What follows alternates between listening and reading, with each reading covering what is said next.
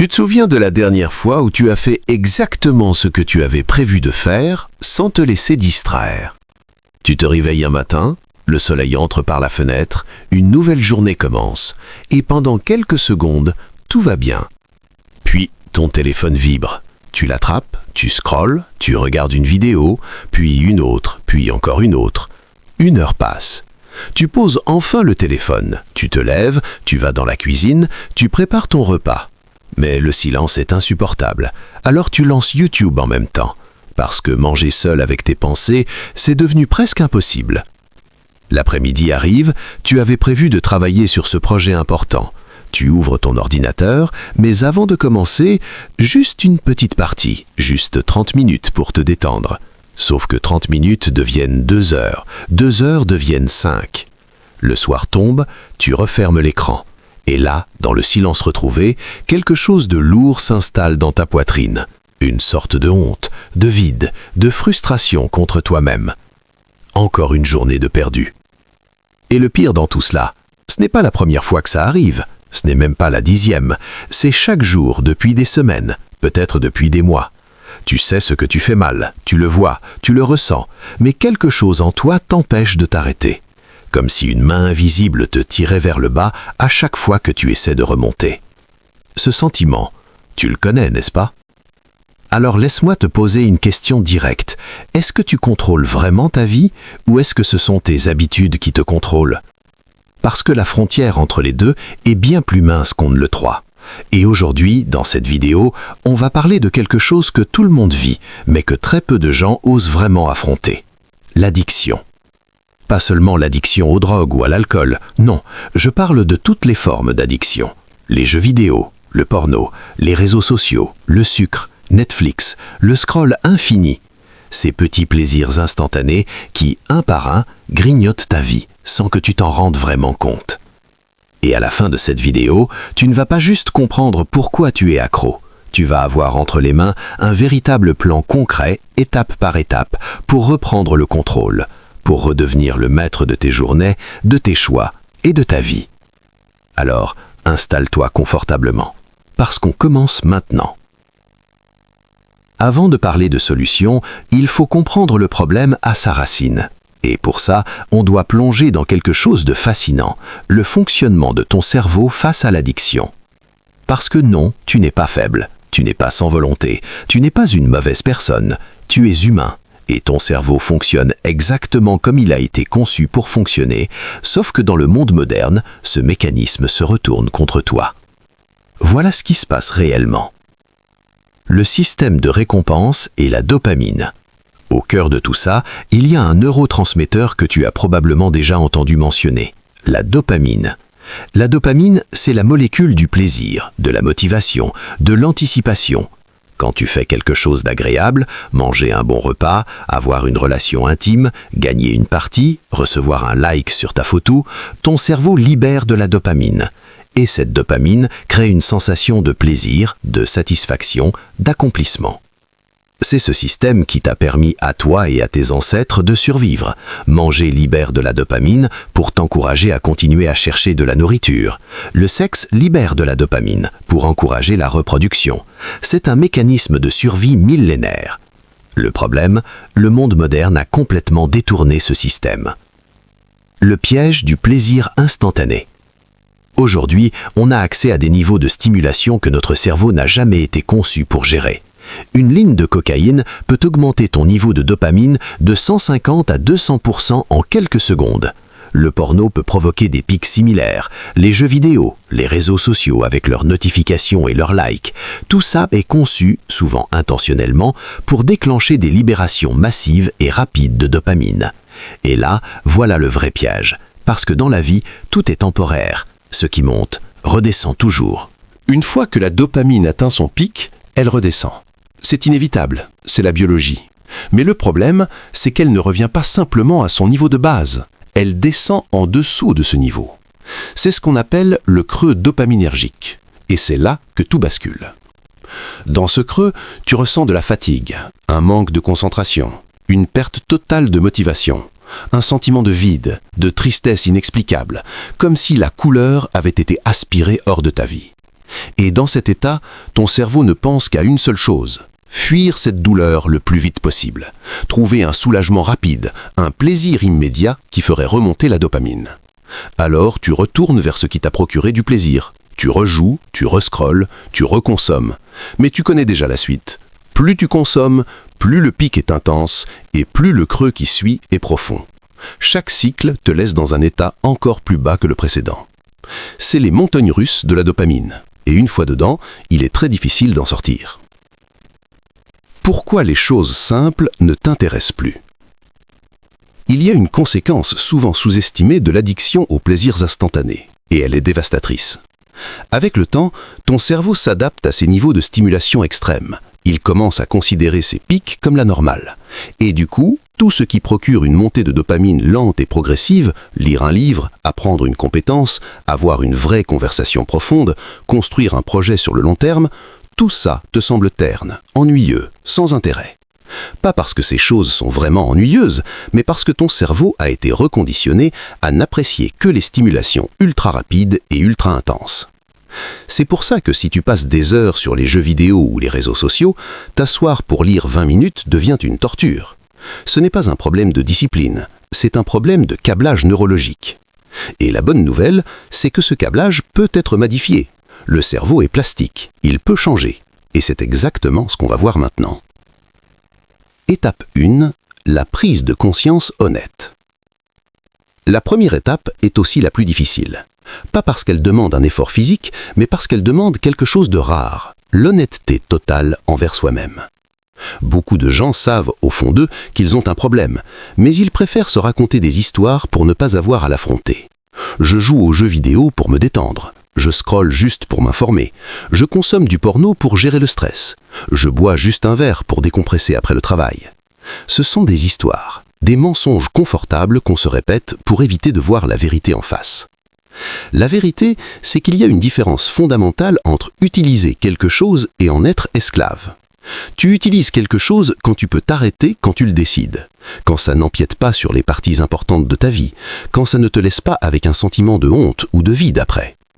Tu en es esclave quand tu continues même quand tu ne le voulais pas vraiment, quand ça consomme du temps que tu avais prévu pour autre chose, quand tu essaies d'arrêter et que tu n'y arrives pas, quand ça détériore ta santé, tes relations, ton ambition. Alors, pose-toi cette question avec une totale franchise. Est-ce que tu contrôles cette habitude ou est-ce qu'elle te contrôle? Si la réponse est honnête, elle te donnera déjà une clarté immense, parce qu'on ne peut pas résoudre un problème qu'on refuse de voir. Étape 2, remplacer, pas supprimer. Voilà une des erreurs les plus communes que font les gens qui essaient de se libérer d'une addiction. Ils pensent qu'il suffit de supprimer l'habitude, d'arrêter brutalement, de faire le vide. Mais le vide, ça ne tient pas longtemps. Parce que cette habitude remplissait quelque chose dans ta vie. Un besoin de stimulation, un refuge contre l'ennui, une façon de gérer le stress ou les émotions difficiles. Et si tu supprimes sans remplacer, ce besoin reste là, et il finira par te ramener vers ton ancienne habitude. La vraie stratégie, c'est le remplacement. Voici comment ça fonctionne concrètement. Prenons mon exemple personnel. Pendant longtemps, je passais mes journées entières devant League of Legends. Des heures à jouer, à m'énerver, à crier dans mon micro, à dormir mal et à recommencer le lendemain. Mon corps était négligé, je ne sortais presque plus. Et au fond, malgré toutes ces heures de jeu, je n'étais pas heureux. Un jour, j'ai décidé de changer. Pas en arrêtant du jour au lendemain, parce que ça ne marche pas, mais en introduisant quelque chose de nouveau dans ma vie, le sport. Au début, c'était difficile. 1 heure à la salle, c'est 1 heure de moins pour jouer. Mais petit à petit, quelque chose a commencé à se passer. J'ai commencé à ressentir du plaisir ailleurs. Après chaque séance d'entraînement, il y avait cette satisfaction physique, cette fierté d'avoir accompli quelque chose. Je voyais mon corps évoluer, je progressais semaine après semaine. Et ce progrès, c'était une source de dopamine réelle, authentique, durable. Progressivement, le sport a pris plus de place. J'ai commencé à m'éduquer sur le fitness, à regarder des vidéos, à lire sur la nutrition. Et sans même m'en rendre compte, mes journées se remplissaient d'autres choses. Je n'avais plus autant de temps pour les jeux vidéo. Et pour la première fois depuis longtemps, je ne m'en plaignais pas. L'objectif n'est pas de supprimer, c'est de diluer, puis de remplacer progressivement. Voici quelques activités qui peuvent servir de remplacement sain selon ton profil. Le sport, course, musculation, arts martiaux, natation, yoga, le corps libère de l'endorphine et de la dopamine après l'effort, et les bénéfices sont réels, visibles, durables. La lecture. La dopamine monte lentement, certes, mais elle monte, et la satisfaction de terminer un livre, d'apprendre quelque chose de nouveau, est profonde. La création. Dessin, musique, écriture, photographie, créer quelque chose de tes mains active des zones du cerveau liées à la satisfaction et à l'identité. Les relations sociales, passer du temps de qualité avec des gens qui t'élèvent, avoir de vraies conversations, construire des liens, c'est l'une des sources de dopamine les plus naturelles et les plus saines qui existent. Apprendre une compétence, une langue, la cuisine, la programmation, la comptabilité, l'apprentissage crée un sentiment de progression constant qui nourrit ta motivation à continuer. La règle d'or est simple. Trouve une activité qui te procure du plaisir, mais lentement, et commence à lui donner de l'espace dans ta vie, avant même d'essayer de supprimer la mauvaise habitude. Étape 3. Trouver une obsession positive. Le remplacement, c'est une étape cruciale, mais pour les addictions profondes, ça ne suffit pas parfois. Parce que même avec 1 heure de sport par jour et quelques livres dans ta bibliothèque, il reste des plages de temps libre, et dans ces plages, l'ancienne addiction peut revenir frapper à la porte. C'est ce que j'ai vécu. Même en ayant introduit de bonnes habitudes dans ma vie, il m'arrivait encore de retomber, parce qu'il me restait du temps. Et dans ce temps vide, mon cerveau cherchait le chemin de la moindre résistance. Tout a vraiment changé quand j'ai lancé ma chaîne YouTube, parce qu'à ce moment-là, je ne faisais pas juste remplacer une habitude par une autre. Je me suis trouvé une mission, un objectif qui me donnait envie de me lever le matin, un projet dans lequel je voulais progresser, m'améliorer, construire quelque chose. Et l'obsession que j'avais développée pour les jeux vidéo s'est naturellement transférée sur ce projet. Je passais mon temps à réfléchir aux idées de vidéos, à analyser ce qui fonctionnait, à m'améliorer dans la façon de parler, de filmer, de monter. Mon cerveau était constamment occupé par quelque chose de constructif. Et là, quelque chose d'inattendu s'est produit. Les jeux vidéo ne m'amusaient plus. Pas parce que j'avais décidé de m'arrêter, mais parce que j'avais trouvé quelque chose qui me stimulait encore plus, de façon plus profonde et plus significative. C'est le vrai secret que personne ne te dit sur l'addiction. La meilleure façon de quitter une mauvaise obsession, c'est de trouver une meilleure obsession. Pas une activité tranquille, une vraie obsession.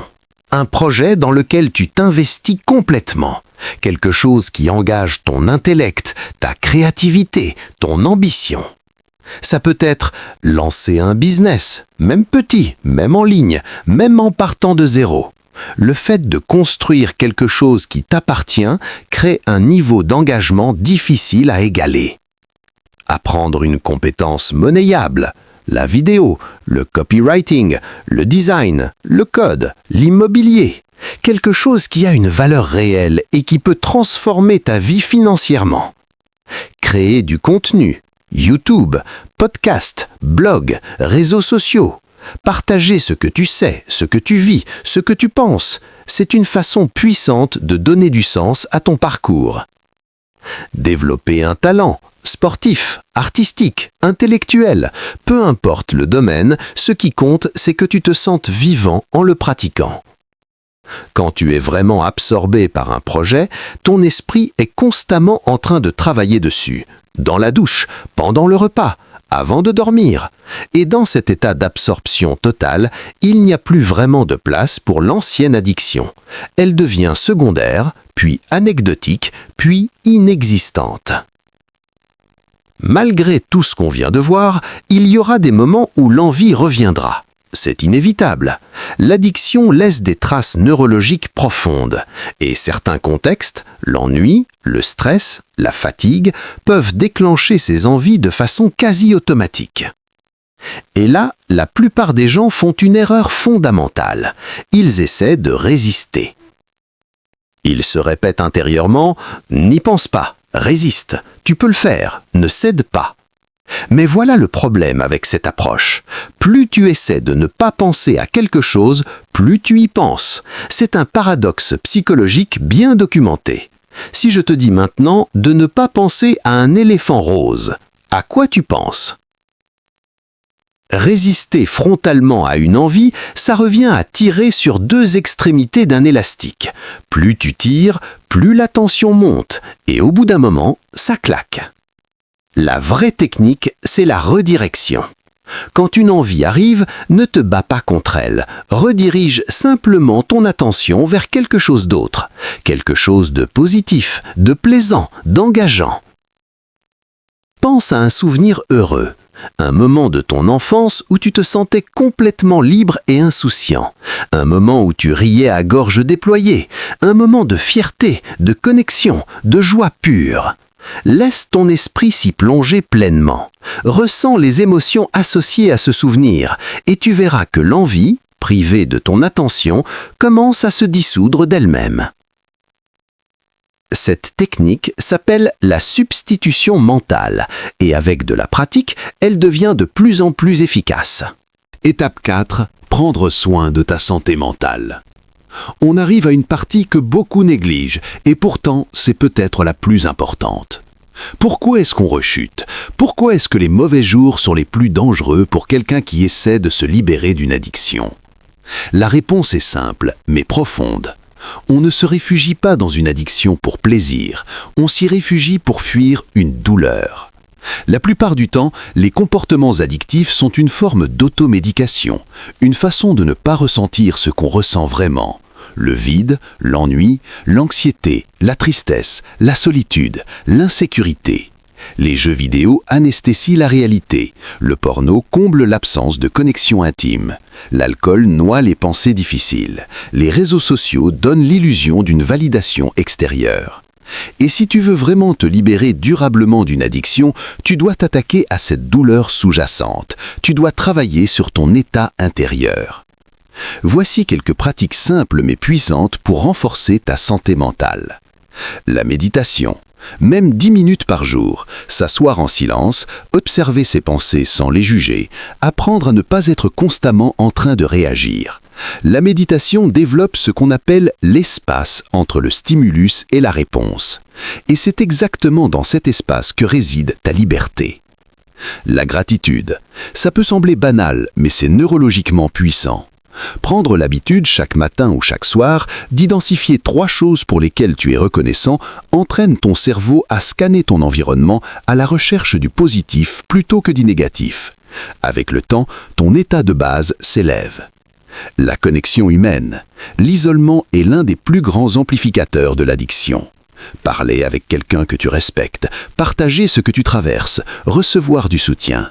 L'être humain est fondamentalement social et les connexions authentiques nourrissent une partie du cerveau qu'aucune addiction ne peut vraiment combler. Prendre soin de ton corps. Le lien entre le corps et l'esprit est direct et bidirectionnel. Mal dormir, mal manger, ne pas bouger, tout ça dégrade ton état mental et te rend infiniment plus vulnérable aux rechutes. À l'inverse, quelques ajustements simples, dormir 7 à 8 heures, manger des aliments vrais, faire de l'exercice régulièrement peuvent transformer ton humeur de fond de façon spectaculaire. La bienveillance active. Rendre service, aider quelqu'un, faire quelque chose pour les autres sans attendre de retour. C'est une pratique qui détourne l'attention de soi-même et donc de ses propres envies, tout en créant un sentiment de connexion et de sens profond. Si tu travailles sur ton état intérieur, tu n'auras plus autant besoin de chercher un refuge, parce qu'il n'y aura plus autant de douleur à fuir. Étape 5. Changer ton identité. On arrive à une étape que peu de gens considèrent vraiment, et c'est pourtant l'une des plus transformatrices. Voilà ce que j'ai observé dans mon propre parcours. Même en ayant mis en place toutes ces stratégies, il m'arrivait encore de retomber dans certains comportements, comme si une partie de moi continuait à saboter mes efforts. Et un jour, j'ai compris pourquoi. On agit toujours en accord avec l'image qu'on a de soi-même. Si au fond de toi, tu te vois comme quelqu'un d'accro aux jeux vidéo, tu continueras à agir comme quelqu'un d'accro aux jeux vidéo. Même si tu fais des efforts conscients pour arrêter, ton identité profonde va constamment te ramener vers ce comportement. Parce que c'est qui tu es, selon toi. À l'inverse, si tu commences à te voir comme quelqu'un de discipliné, de maîtrisé, d'ambitieux, tu commenceras naturellement à prendre des décisions cohérentes avec cette nouvelle identité. Voilà comment ça s'est manifesté pour moi de façon très concrète. Il y avait une habitude dont j'avais énormément de mal à me défaire. Et j'ai remarqué que cette habitude disparaissait complètement dans certaines circonstances, notamment quand j'étais vraiment amoureux d'une fille, quand je voulais vraiment construire quelque chose avec elle. Pourquoi ? Parce que dans ces moments-là, je ne pouvais pas m'imaginer être avec elle en étant cette version de moi-même. Elle méritait mieux, et donc, moi aussi, je méritais mieux. Ce simple changement de perspective, voir à travers les yeux de la meilleure version de moi-même, suffisait à rendre certains comportements incompatibles avec qui je voulais être. Alors, voici la question que je veux que tu te poses, vraiment, profondément. Qui est la meilleure version de toi-même ? Pas dans 10 ans, pas dans une vie idéale imaginaire, la meilleure version de toi, concrètement. Quelqu'un de discipliné ? Quelqu'un de sain, quelqu'un d'ambitieux, quelqu'un de présent pour ses proches, quelqu'un qui construit quelque chose dont il est fier. Visualise cette personne. Ressens comment elle se comporte, quelles décisions elle prend, comment elle passe ses journées.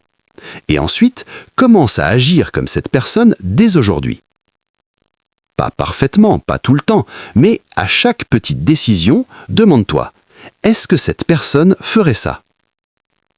Est-ce que ce choix est cohérent avec qui je veux devenir ? L'identité change les comportements de l'intérieur. Et c'est infiniment plus puissant que n'importe quelle règle imposée de l'extérieur. Étape 6. Accepter les rechutes sans se détruire. Il y aura des rechutes. Soyons clairs là-dessus. Pas peut-être, il y en aura. C'est une réalité statistique du processus de changement. Et si tu pars avec l'idée que tu vas réussir du premier coup, que chaque jour sera parfait, que tu ne craqueras jamais, tu te prépares une très grande déception. Et cette déception peut être plus dangereuse que la rechute elle-même. Parce qu'il y a un piège psychologique particulièrement destructeur qu'on appelle l'effet de transgression. Ça fonctionne ainsi. Tu as tenu 10 jours, puis tu craques une fois. Et là, une voix intérieure dit « Tu vois, tu es nul, tu n'y arriveras jamais, tu as tout gâché. Autant tout abandonner. » Et à partir de ce moment, au lieu d'une petite rechute, tu replonges complètement. Non pas à cause de l'addiction elle-même, mais à cause de la honte et de l'auto-jugement qui ont suivi. La honte est une émotion extrêmement douloureuse. Et rappelle-toi ce qu'on a dit plus tôt. Quand tu ressens une douleur intense, ton cerveau cherche à en fuir. Et la façon la plus rapide de fuir cette douleur, c'est de retourner vers ton addiction. La rechute ne te ramène pas à zéro. Le progrès que tu as fait est toujours là. Les nouvelles connexions neuronales que tu as construites sont toujours là. Une rechute, c'est un pas de côté, pas un retour au point de départ. Alors, voici la posture mentale à adopter face à une rechute. D'abord, reconnaître sans dramatiser. Oui, tu as craqué, c'est arrivé. Regardons les faits calmement. Ensuite, comprendre sans accabler. Dans quel état tu étais ? Fatigué ? Stressé ? Isolé ? Qu'est-ce qui a déclenché cette envie ?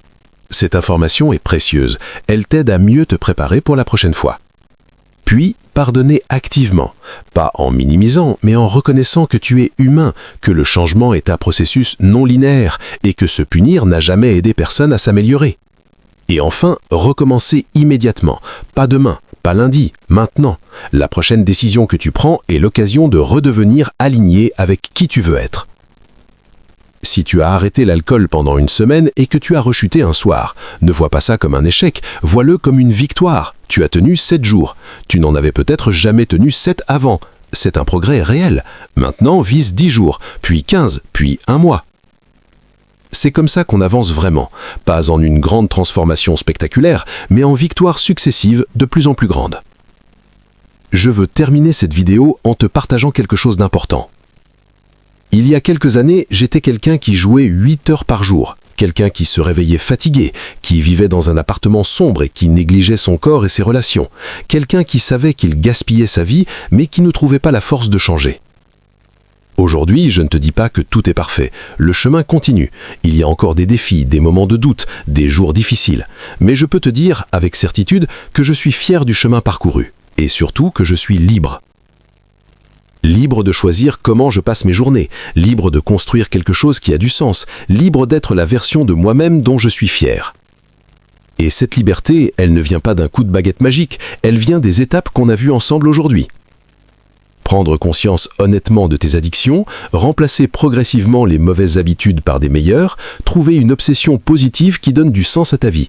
Apprendre à gérer les envies sans te battre contre elles, prendre soin de ta sentimentale et de ton état intérieur, changer l'image que tu as de toi-même en profondeur et accepter les rechutes comme une partie normale du processus.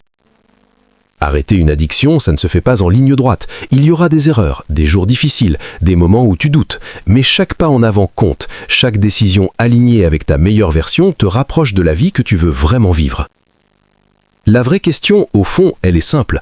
Est-ce que tu veux vraiment changer ta vie ? Pas peut-être, pas si les conditions sont parfaites, pas quand tu seras prêt, maintenant. Parce que la vie ne s'arrête pas pendant que tu joues, pendant que tu scrolles, pendant que tu attends le bon moment. Elle continue, et chaque jour passé dans les chaînes de l'addiction est un jour de moins pour construire quelque chose qui t'appartient vraiment. Tu mérites mieux et tu en es capable. Maintenant, j'aimerais vraiment entendre ta propre expérience. Quelle est l'addiction contre laquelle tu te bats en ce moment ? Quelle stratégie t'a aidé à avancer ? Dis-moi ça en commentaire parce que ta réponse pourrait aider quelqu'un d'autre qui traverse exactement la même chose. Et si cette vidéo t'a apporté quelque chose, une prise de conscience, un outil ou simplement le sentiment que tu n'es pas seul dans ce combat, alors abonne-toi, parce que chaque semaine, je publie du contenu conçu pour t'aider à devenir la meilleure version de toi-même. On se retrouve très vite, prends soin de toi.